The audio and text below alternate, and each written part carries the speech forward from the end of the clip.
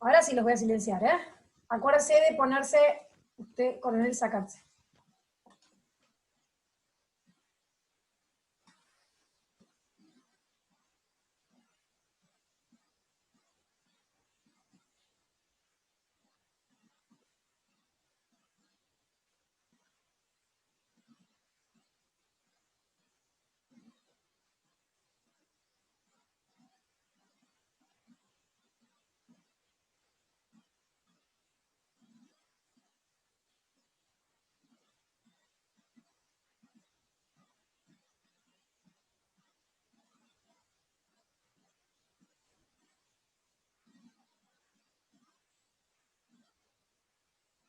Ahí está, coronel. Sáquese el... Está muteado.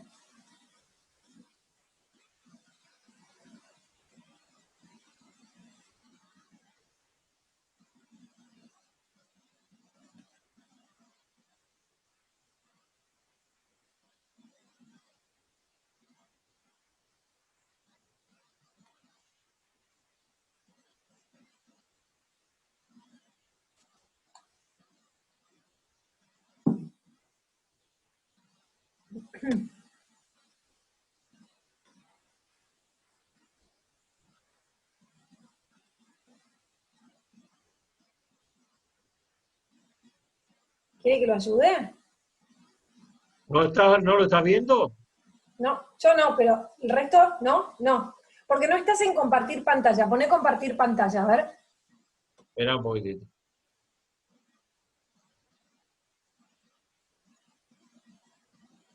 Sí, estoy. No, ahora sí, ahora sí. Ahora sí. A ver, vayamos al video. ¿Se ve? No, yo veo, no. No, estoy viendo la pantalla de Carlos García. ¿Puede ser que está compartiendo? Quizás eso pasó, a ver.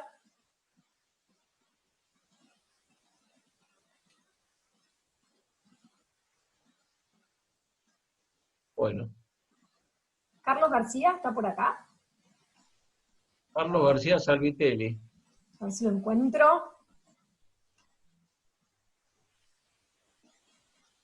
Mi pantalla está negra. Sí. A ver, espere que voy a sacar.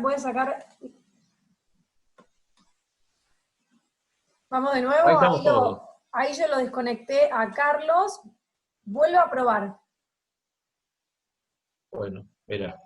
Vamos a compartir Share, pantalla. Sí. share screen.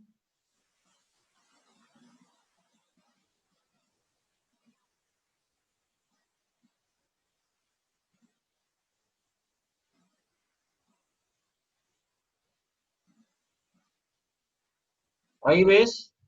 No, A ver, espérate un segundito.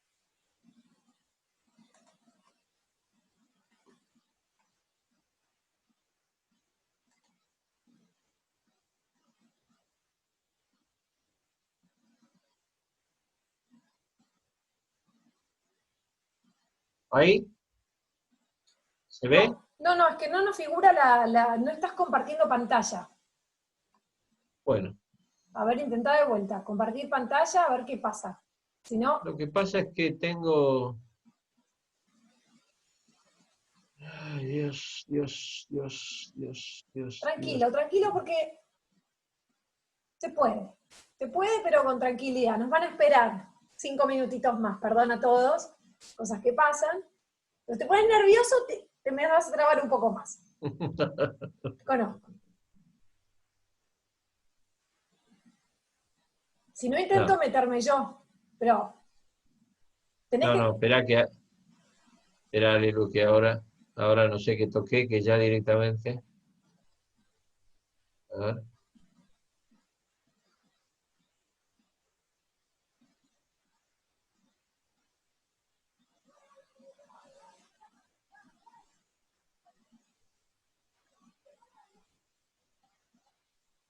No, claro, si no tengo abierto la...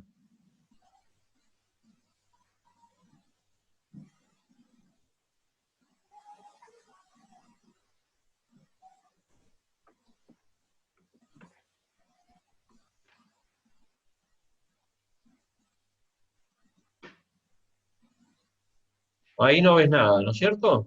No, no estás en modo compartir, entonces no vamos a ver. Bueno.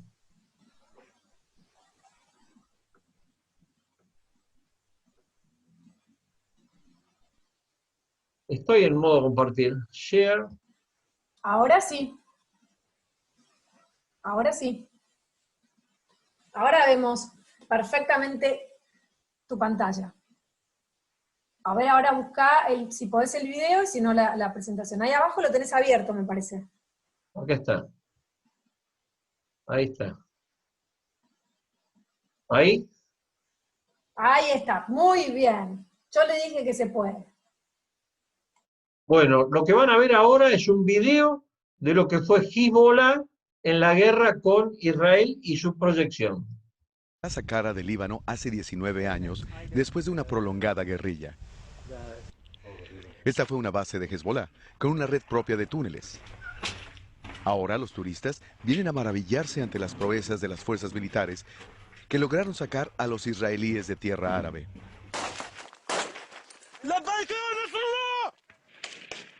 Hezbollah jugó un papel preponderante junto al ejército libanés en la lucha contra ISIS aquí y envió a miles de combatientes para apuntalar al gobierno sirio.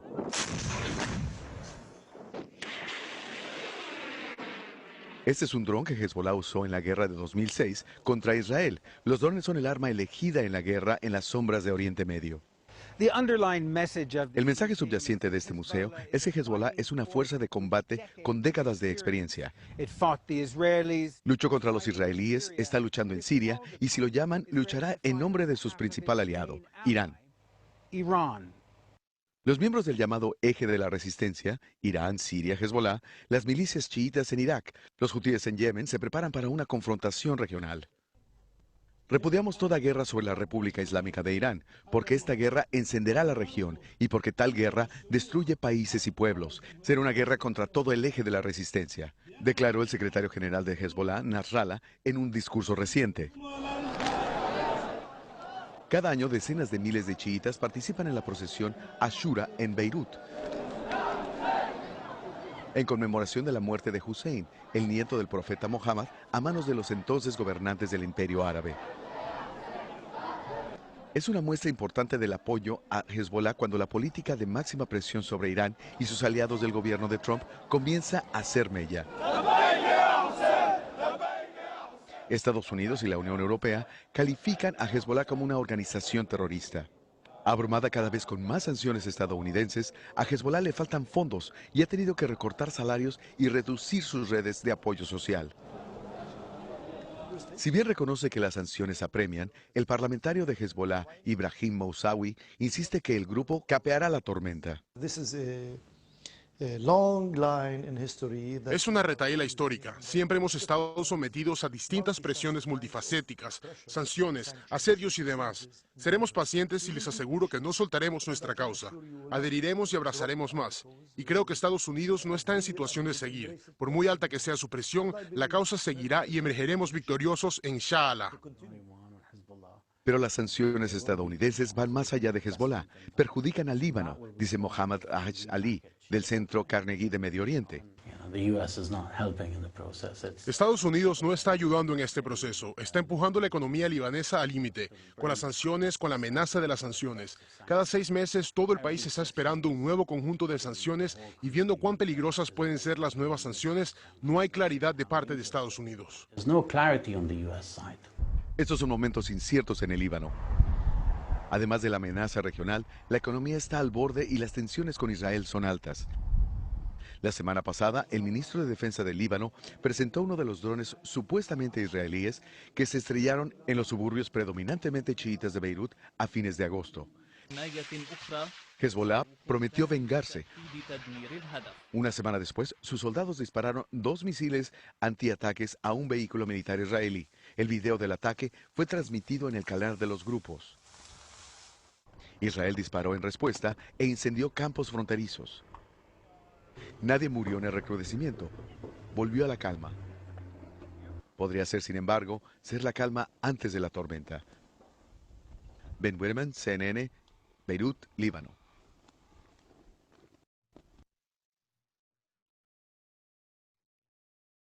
Muy bien.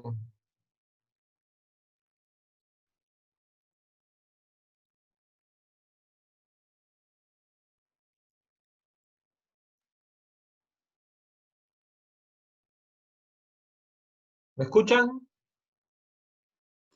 Sí, perfecto. Muy bien. Seguimos entonces. ¿Qué son las intifadas? La primera, tal cual dijimos, se produce cuando los palestinos, cansados de cómo no tenían respuesta por parte de los otros países árabes, inician una guerra con piedras, por eso se llama piedra contra balas o guerra con piedras y demás, contra los israelíes para demostrar que querían ser independientes y querían tener su territorio. La segunda intifada se produce en el año 2000, cuando Sharon quiere demostrar que en su forma pacifista quiere aliarse y demás, trata de visitar la mezquita del templo, lo corren obviamente los días viernes cuando van a rezar, y la tercera se produce en el 2017 cuando Trump reconoce a Jerusalén como capital de Israel. Jerusalén, que hasta el día de hoy, por el resto de todos los países del mundo, es un territorio internacional y la capital de Israel está reconocida en Tel Aviv y no en Jerusalén. Muy bien.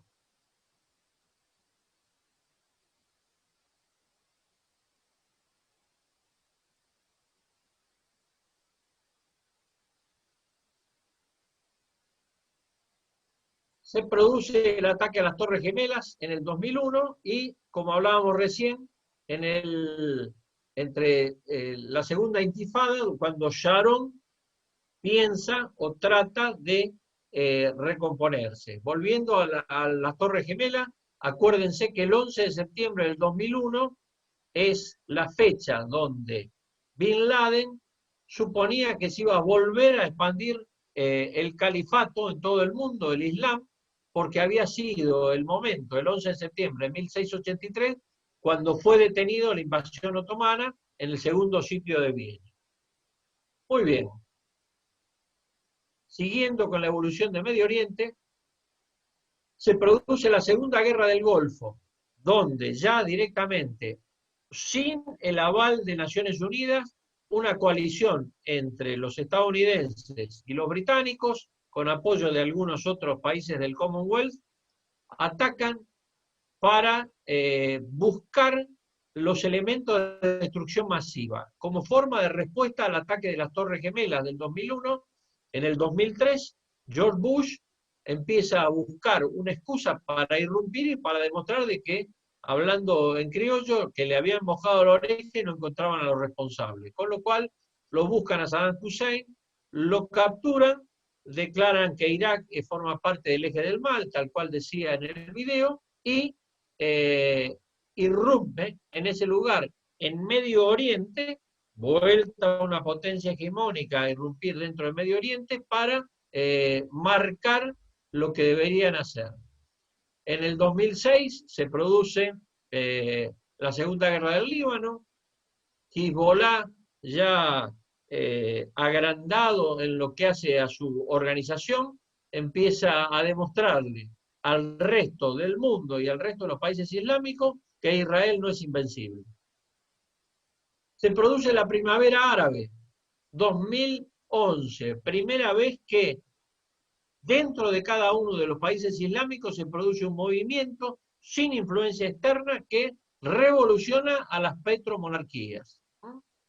Surge a partir de que este señor, Mohamed, este que está acá, Bouazizi, un mercader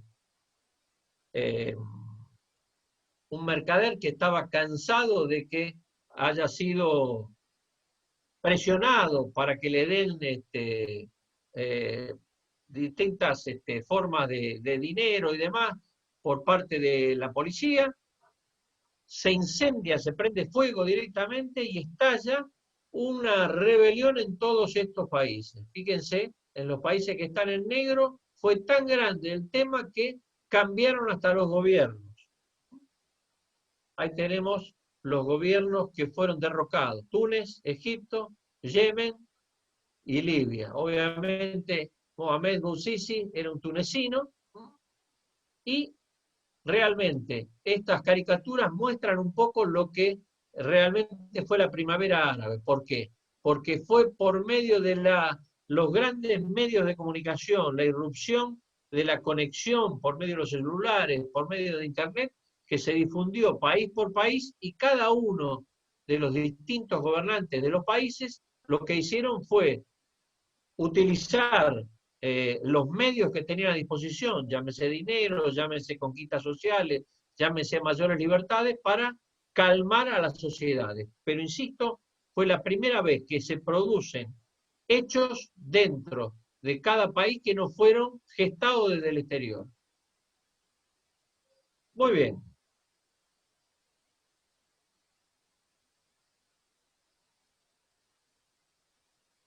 Se produce la guerra civil en Siria como consecuencia de la primavera árabe, que hasta el día de hoy todavía no está solucionada. Ya lo hemos charlado en la clase anterior.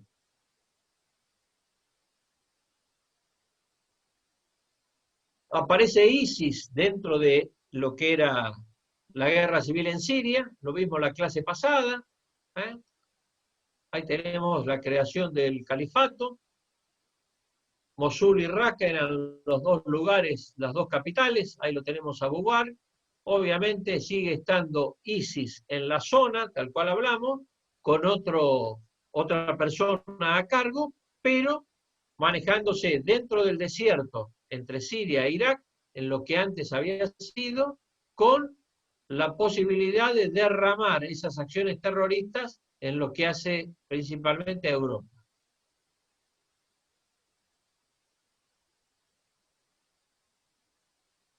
Se crea un plan de acción integral para frenar el avance iraní de su peligro de preparar armas nucleares, con lo cual se juntan en varios países occidentales con el apoyo del Consejo de Seguridad de la ONU, con la supervisión de las naciones de Europa, para controlar el desarrollo que hace Irán de su potencial nuclear.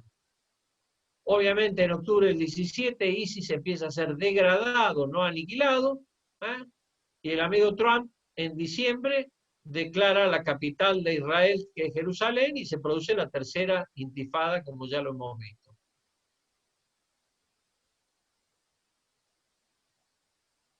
Muy bien. Trump sale del pacto con Irán, y el pacto con Irán, para que ustedes lo conozcan, implicaba que Irán, su uranio enriquecido, lo redujera el 95%, para que no haga más de 300 kilos, que es uno de los materiales para producir armas de destrucción masiva. Desarmar el reactor que tienen de Arak, donde producían el plutonio, desmantelar las centrífugas, y darle un tiempo máximo de 1 año. Estados Unidos dice que Irán no está cumpliendo. Irán, al salir de Estados Unidos, estos son los países firmantes, Estados Unidos, China, Gran Bretaña, Francia, Rusia, Alemania, con el control de la Unión Europea, se siente en calidad de seguir con su programa nuclear porque Estados Unidos no había respetado. Estados Unidos en respuesta empieza a extorsionarlo o apretarlo crediticiamente a los iraníes. Muy bien.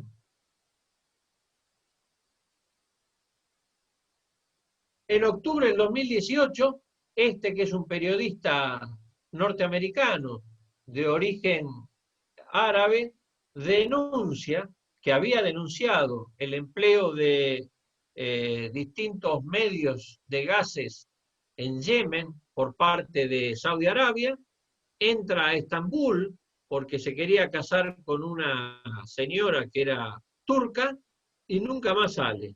Lo matan dentro de la embajada, los turcos se asombran porque en la propia embajada se produce este hecho, y al día de hoy los saudí árabes empiezan a buscar quiénes fueron los responsables de haber eliminado a este periodista en el medio de Estambul. Los turcos también, con lo cual se crea una tensión más entre los saudíes, sunitas, y los iraníes y todos aquellos que querían denunciar.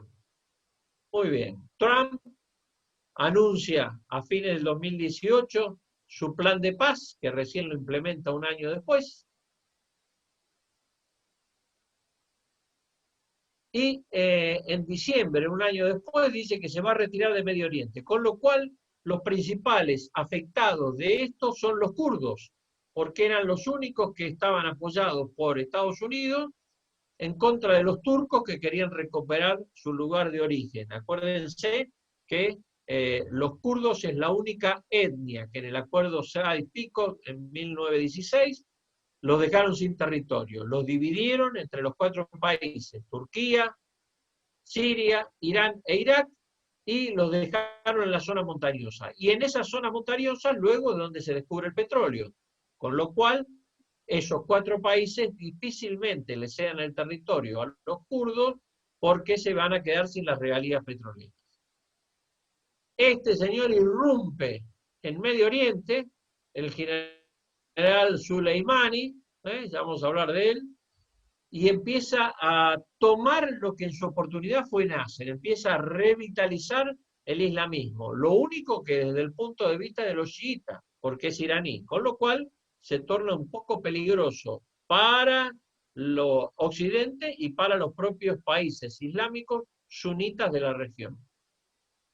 Abu Bakr contribuye un poco más a la confusión diciendo que la batalla de ISIS en este momento, estamos hablando de abril 19, es una batalla de desgaste que se prolonga a través de la yihad hasta que llegue el juicio final. ¿Se imaginan lo que pueden pensar? Estados Unidos, en mayo del año pasado, se da cuenta del peligro que es Medio Oriente, y más allá de que habían dicho que iba a sacar las tropas, manda una fuerza de tarea. Fíjense lo que es la fuerza de tarea. Grupo de ataque Lincoln. Más de 6.000 personas, aviones, misiles de todos los cruceros y demás, y la última tecnología, a la zona para provocar una especie de disuasión para evitar que Irán cobre voluntad y que respete el hecho de que su acuerdo, que había sido desechado por Estados Unidos, tampoco incremente sus armas nucleares. Muy bien. Irán, en respuesta al movimiento, empieza a atacar los buques petroleros que pasan por el estrecho de Hormuz, entre mayo y junio. Este es el estrecho de Hormuz, estos son los Emiratos Árabes, Omán, por acá pasa las 3/4 partes del petróleo, toda esta zona, acá está Irán, acá está Saudi Arabia y demás, y toda esta zona pasan los petroleros, son atacados y supuestamente son atacados por los iraníes se niegan, hay problemas con un dron que lanza Estados Unidos para ver si estaban los iraníes por acá, y se produce un gran conflicto que hace que el petróleo del mundo suba su precio porque nadie quería pasar por ahí porque iba a ser atacado por eventuales piratas y demás. Irán, tal cual habíamos hablado, anuncia que seguía enriqueciendo el uranio para seguir con sus armas de destrucción masiva. Julio del 19, por primera vez Estados Unidos reconoce que no solo habían capturado a Bin Laden, sino que reconocen la muerte del hijo de Bin Laden, dudosa muerte. Gran Bretaña crea una división encargada de la ciberguerra y de la guerra híbrida.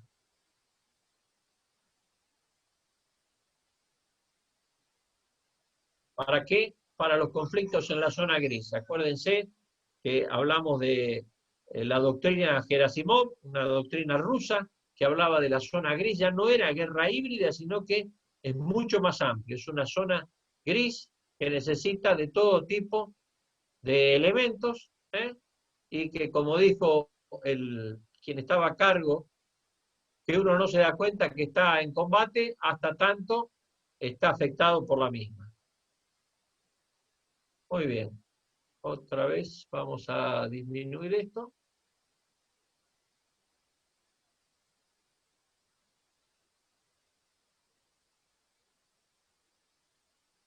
Muy bien.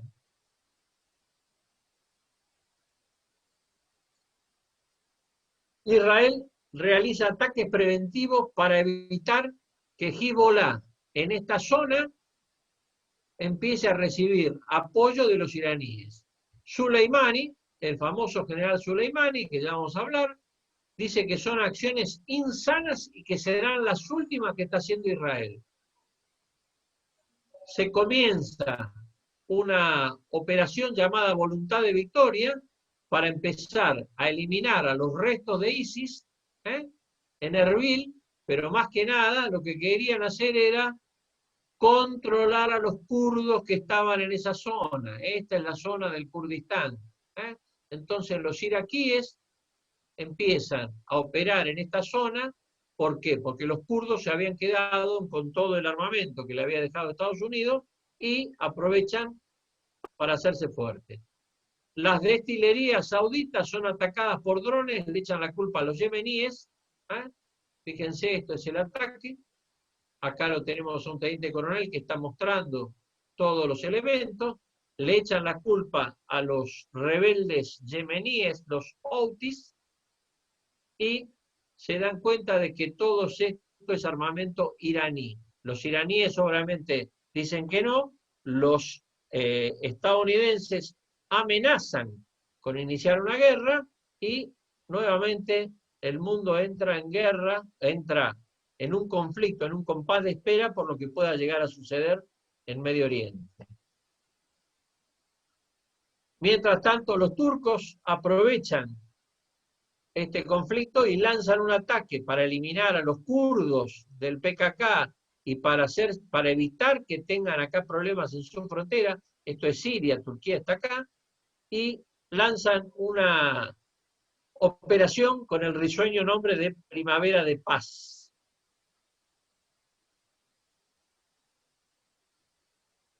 Muy bien. En octubre de 2019 lo descubren a Abu Bakr, lo matan y ISIS pasa a estar descabezado por escaso tiempo, porque enseguida se hace cargo alguien que lo reemplaza, que está en el desierto, en los campos de refugiados, y sigue manteniendo viva la organización. Los turcos y los rusos, fíjense que ahora se juntan Turquía y Rusia, empiezan a controlar el norte de Siria, es decir, que los turcos, los rusos, para evitar que Turquía se haga cargo del norte de Siria, empieza a manejarse en toda esa zona. Con lo cual, los estadounidenses empiezan a decir que van a hacer operaciones de contraterrorismo para controlar y balancear y demás. Fin del año pasado, los iraquíes, cansados de lo que estaban haciendo los estadounidenses dentro de Irak, lanzan un ataque a la embajada de Estados Unidos en Bagdad. Como respuesta, los norteamericanos, luego de este ataque, lo ven a este señor iraní, que era el Nasser actual, y producen un atentado, le caen 2 misiles, ahí tienen, esta era la camioneta que estaba saliendo del aeropuerto, y esto es la camioneta cuando le impactó el Reaper que le habían lanzado. Así es lo que quedó. Este es el anillo que lo reconocen al general Soleimani como el hombre que había sido eliminado. Obviamente, esto produce un gran malestar. El Congreso de Estados Unidos le quita atribuciones al presidente, conociéndolo a Trump. ¿Por qué? Porque desde el 2001 le habían dado atribuciones al presidente para que irrumpiera en cualquier lugar del mundo, para que se hiciera efectivo esa guerra preventiva que ellos tenían. Trump lanza su plan de paz en enero de este año. Fíjense, esto es el mapa actual y esto es lo que propone Trump para darle a los palestinos. Que acá haya un camino, un túnel que uniera las dos partes y Acá lo tenemos a Trump sonriente con Netanyahu, y obviamente acá lo tenemos al primer ministro Mahmoud Abbas, que rechaza todo lo que es. Fíjense, y ahí está mostrando cómo era Palestina antes de Israel, cómo fue después de que se insertó Israel, la guerra de los 6 días, la guerra la guerra de Yom Kippur, y acá cómo queda, es decir, cómo se fue degradando poco a poco el territorio palestino. Muy bien. Rusia y Turquía se siguen enfrentando, empiezan a protestar en el territorio sirio. Esto es lo más notorio y lo más risueño, que dos países ajenos a la región, bueno, Turquía está ahí, se pelean en territorio de un tercero. Y aparece el COVID. El COVID en abril de este año, con lo cual crea un manto, no de piedad, pero sí de tranquilidad. Cambia el parlamento iraquí, y para ir terminando, los iraquíes, como se dan cuenta que ISIS está surgiendo, acuérdense lo que vimos la charla pasada, lanzan una operación para eliminarlo, y aparece otro problema: la explotación del gas y del petróleo en el Mediterráneo. Esto es la isla de Chipre, esto es Turquía, Siria y demás, esto es Chipre dividido, y estos son los reclamos que hacen de las aguas territoriales. Si Turquía, ¿se acuerdan que charlamos de que por qué invadió solamente la mitad de Chipre, Turquía? Para tener este norte, que tener aguas territoriales, que las reclama Grecia, todo esto es Grecia. Si Chipre estuviera en manos griegas, Turquía no tendría aguas territoriales, porque hay menos de 12 millas entre Chipre y Turquía. Pero bueno, el gran problema es que descubren gas y petróleo en esta zona, y empiezan a ver de quién es el gas y el petróleo. Se firma un acuerdo encima de los turcos, que no son ningunos lerdos, firman un acuerdo con los libios. Libia es un país prácticamente un estado fallido, firman un acuerdo que le autoriza a manejarse en el Mediterráneo, y ellos se creen los dueños del Mediterráneo, mandan sus buques de perforación y de estudio, y ahí empiezan los problemas. ¿Por qué? Porque Chipre primero protesta porque dice que son aguas de ellos. Los griegos dicen que son aguas de ellos. Los sirios y los libaneses también. Los israelíes por ahora están ahí expectantes, pero el Mediterráneo en toda esta zona pasa a ser una zona convulsiva por todos los problemas que hay. Muy bien. COVID. Diálogo estratégico entre Estados Unidos e Irak. Primera vez que recuperan ese diálogo. Fíjense, todo esto son los campamentos de Estados Unidos que han sido atacados, supuestamente por ISIS, pero en realidad son rebeldes iraquíes. Y ya para ir terminando, este buen señor, que es el comandante del CENTCOM de Estados Unidos, Frank McKenzie, dice que el problema está al este del río Éufrates. Acuérdense que el Éufrates en Siria dividía a los rusos de los norteamericanos, y que cada uno apoyaba, y que él decía que del lado de los rusos y de los sirios no sabía cómo se podía llegar a controlar el coronavirus, y que podía llegar a afectar a toda la región.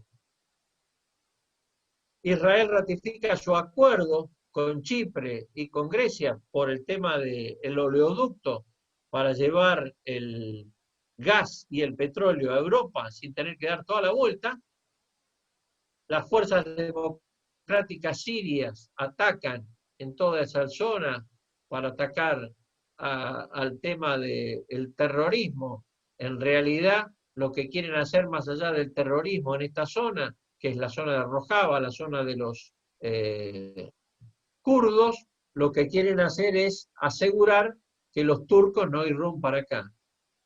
Problemas, siguen los problemas. ¿Por qué? Porque se suman Chipre, Israel, la Franja de Gaza, Siria y Líbano, por todo lo que pueden llegar a obtener sin necesidad de depender del petróleo ruso.